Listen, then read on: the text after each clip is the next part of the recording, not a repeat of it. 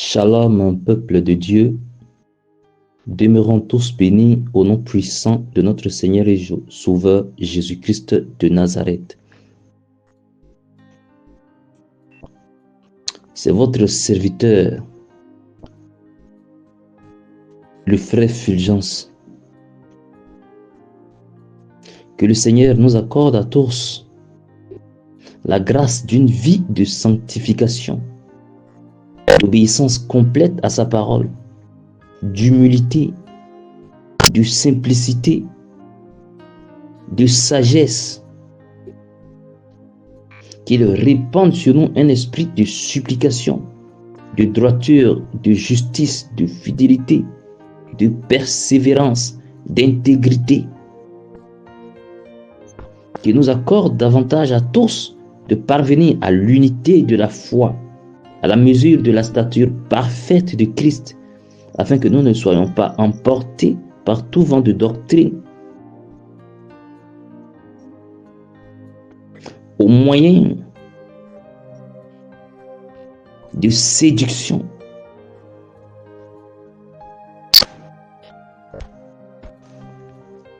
des hommes de tromperie,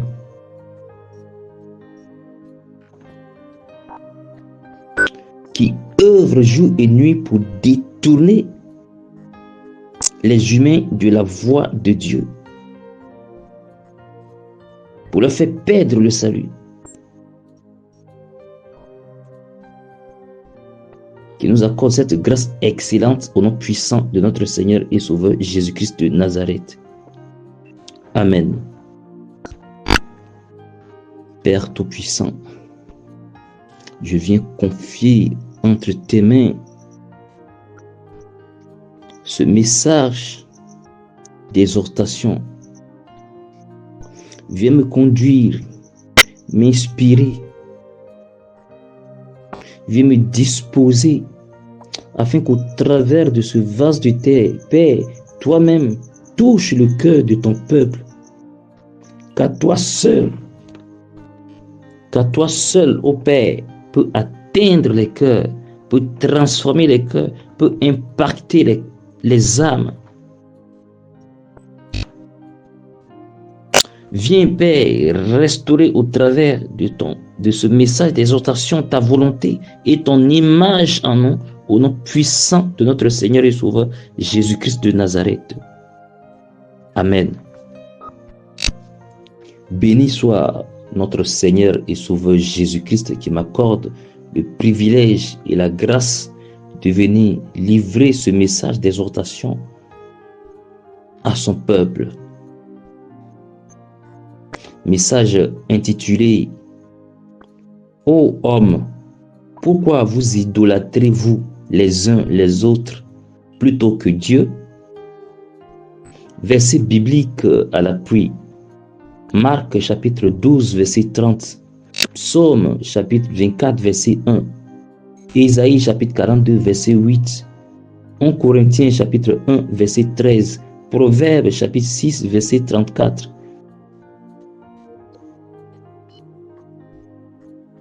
Comprenons que l'idolâtrie, c'est tout ce qui prend la place de Dieu dans notre cœur. Tout ce dont notre cœur est attaché. Si nous nous appuyons sur quelque chose ou quelqu'un d'autre que Jésus, c'est une idolâtrie. Si nous aimons quelque chose ou quelqu'un plus que Dieu, c'est une idolâtrie.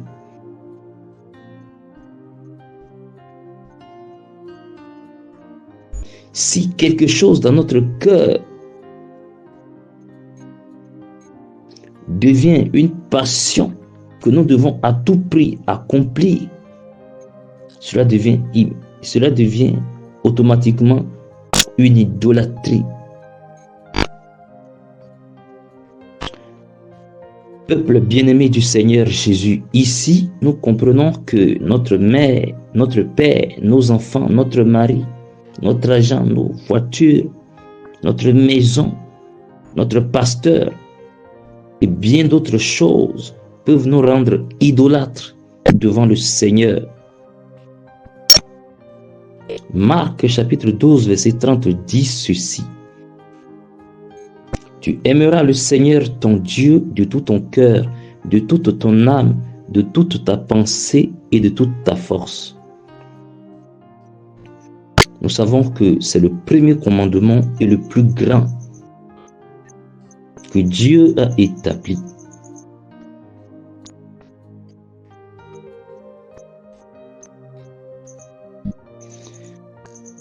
Et ce verset, cette parole, nous enseigne à nous attacher à Dieu. Car là, il s'agit d'attachement, d'une connexion, d'une confidence, d'une communion. Aujourd'hui, nous voyons que l'homme s'attache plus à son prochain qu'à Dieu. Il suffit à l'homme de recevoir un bienfait de la part de l'homme pour commencer à l'idolâtrer, oubliant que toute la terre et ce qu'elle renferme appartient à Dieu. Comme le dit Psaume chapitre 1, comme le dit le Psaume chapitre 24, verset 1.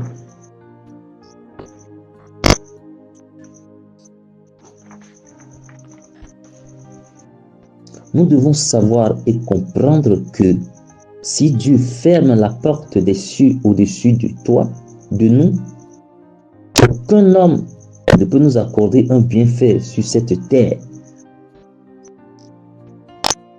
Tous les hommes nous tourneraient le dos quand nous serons dans le besoin.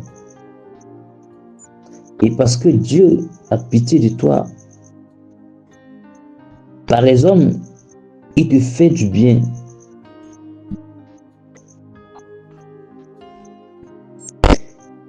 Et dans ce cas, qui devais-tu idolâtrer?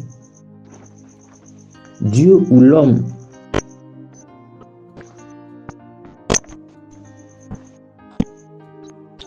C'est pourquoi aujourd'hui certains ont l'impression que Dieu les a oubliés. Parce que l'oncle qui lui donnait tout ce dont il demandait ne le fait plus. Tous se détournent de lui. Ta tante est riche, mais sa main est dure envers toi. Bien-aimé, parce que tu t'appuies sur la chair et non sur Dieu. C'est pourquoi Dieu a rendu le ciel des reins au-dessus de toi. Tu es devenu comme un misérable au milieu du désert. Et si tu aimes prendre l'homme pour Dieu, pour lui donner la gloire de Dieu, pour t'appuyer sur lui, repens-toi. Car Dieu a dit dans Ésaïe chapitre 42, verset 8, que je lis au nom puissant de Jésus-Christ. Je suis l'Éternel, c'est là mon nom, et je ne donnerai pas ma gloire à un autre, ni mon honneur aux idoles. Et parce que quand tu étais malade, ton pasteur a prié pour toi. Et comme tu es guéri, tu commences à idolâtrer ton pasteur. Le prophète a prophétisé et cela s'est accompli dans ta vie. Tu as commencé à l'idolâtrer au point même que quand tu te réveilles d'un cauchemar, c'est l'homme de Dieu que tu cherches à appeler d'abord. Oublies-tu que c'est Jésus-Christ qui est sa force? Peuple bien-aimé de Dieu, faisons très attention.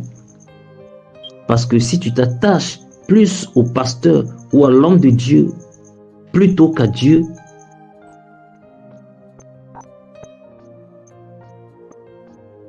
cela pourra te faire perdre le salut. L'homme est faible. L'homme n'est que chair. Et pourquoi nous appuyer sur l'homme plutôt que sur Dieu? Connais-tu vraiment la vie de cet homme de Dieu? S'il tombe, il amènera tous ceux qui se seront attachés à lui. C'est pourquoi aujourd'hui, certains disciples de la voie large ne peuvent pas et ont du mal à sortir de ces assemblées.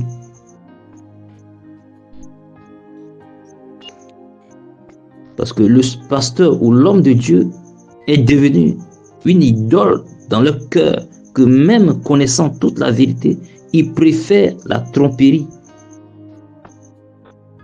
de ces derniers.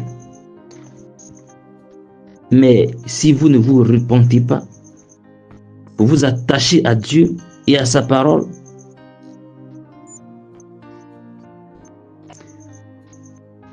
nous savons ce que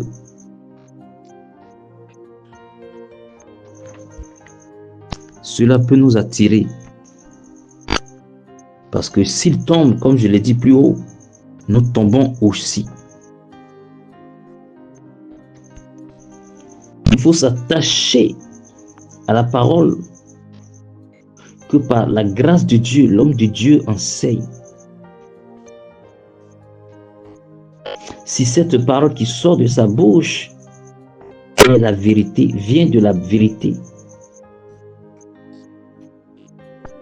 et pour s'attacher à la parole d'un homme, il faut vérifier si cette parole est conforme ou tire sa base dans les Saintes Écritures, tire sa base dans la vérité elle-même. On s'attache à la parole et non à un homme. 1 Corinthiens chapitre 1 verset 13 dit: Christ est-il divisé? Paul a-t-il été crucifié pour vous? Ou est-ce au nom de Paul que vous avez été baptisés? C'est ce qui est arrivé au temps de l'Église primitive, où l'ennemi a poussé les fidèles de Corinthe à commencer à idolâtrer les apôtres. Oui, c'est la forme de l'idolâtrie que l'ennemi a introduit dans les églises. Ne comprenons-nous pas? Mais l'apôtre Paul, rempli de sagesse et de discernement, a réprimandé ses fidèles qui étaient en train de les idolâtrer. Parce qu'il savait que là, c'est la gloire de Dieu. Et il savait que cette gloire ne lui appartenait pas, qu'elle appartenait à Dieu.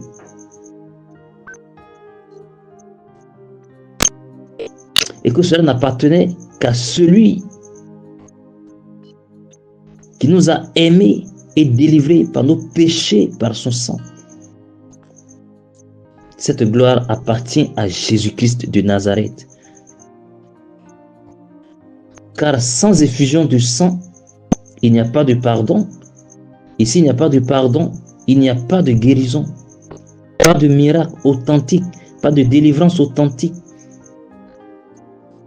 Si nous avons la présence de Dieu que Satan a perdue, c'est à cause du sang de Christ. Si nous avons le Saint-Esprit qui peut ouvrir toutes les portes des cieux, c'est à cause du sang de Jésus-Christ. Si le don de prophétie et beaucoup d'autres dons sont répandus aujourd'hui, c'est à cause de celui qui est mort et ressuscité, Jésus-Christ de Nazareth, notre Seigneur et Sauveur. Mais où est passé ce discernement pour comprendre que l'ennemi a introduit l'idolâtrie dans les églises en faisant oublier à l'homme le plus grand commandement que Dieu a établi, qui nous demande de nous attacher uniquement à Dieu et non à l'homme? Écoutons le cantique chapitre 8 verset 6 que je lis au nom puissant de Jésus-Christ. Mets-moi comme un sceau sur ton corps, sur ton cœur, comme un sceau sur ton bras, car l'amour est fort comme la mort. La jalousie est inflexible comme le séjour des morts. Ses ardeurs sont des ardeurs de feu, une flamme de l'Éternel. Et Proverbe chapitre 6 verset 34 dit ceci: car la jalousie met un homme en fureur et il est sans pitié au jour de la vengeance. Peuple bien-aimé du Seigneur, entre nous les humains, le mariage est quelque chose dans lequel la jalousie ne manque point.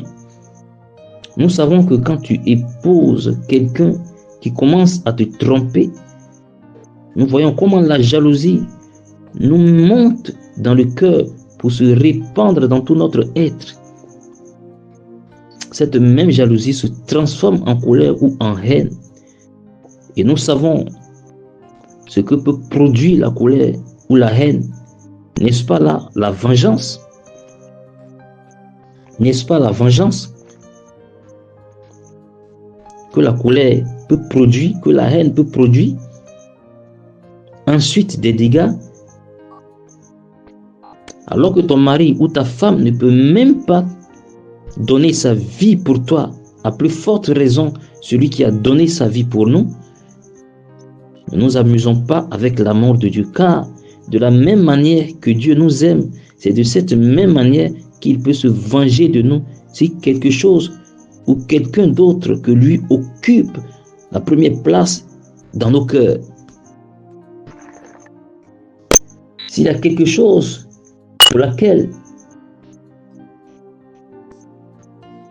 tu veux faire des requêtes auprès d'un homme, consulte d'abord Dieu.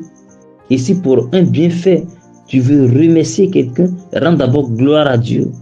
Et reconnais en ton cœur que tout ce que tu reçois d'un homme ou peux recevoir d'un homme vient de Dieu, comme le signale Apocalypse chapitre 4, verset 11, que je lis au nom puissant de Jésus-Christ. Tu es digne, notre Seigneur et notre Dieu, de recevoir la gloire et l'honneur et la puissance, car tu as créé toutes choses et c'est par ta volonté qu'elles existent et qu'elles ont été créées.